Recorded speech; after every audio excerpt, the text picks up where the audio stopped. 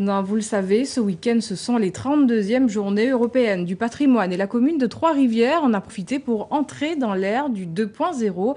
Avec une application mobile Trois-Rivières à la carte, le public pourra désormais découvrir l'histoire de la commune.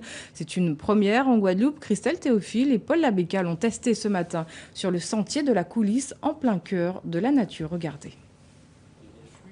Patrice, le guide de montagne.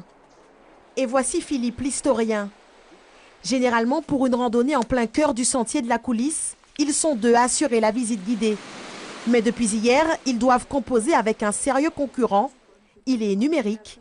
Voici l'application Trois-Rivières à la carte. On explique certains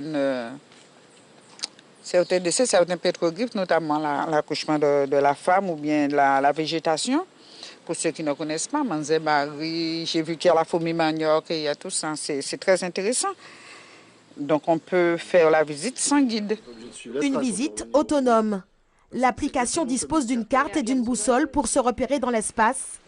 Grâce à la technique de la réalité augmentée, les randonneurs peuvent découvrir Trois-Rivières et son patrimoine dans les moindres détails, comme ici, à l'embouchure de la rivière de la Coulisse. Si on tourne autour, cette technique de réalité augmentée permet de montrer tout ce qui est caché à l'œil du visiteur grâce au smartphone. Et ça permet, une fois que les gens ont vu qu'il y avait quelque chose à voir, qu'ils aillent voir, comme là par exemple, qu'ils aillent voir en vrai la roche gravée au lieu de passer à côté en suivant le chemin.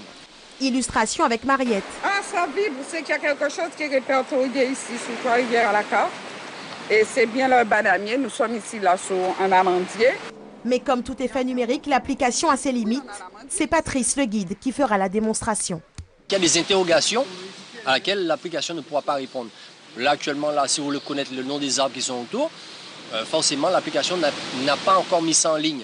Donc, moi, je trouve que c'est ludique, ça a son public, et pour moi, ça ne peut pas doubler un guide professionnel.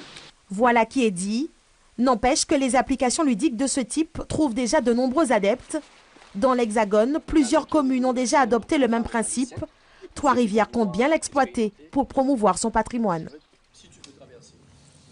C'est un lieu chargé.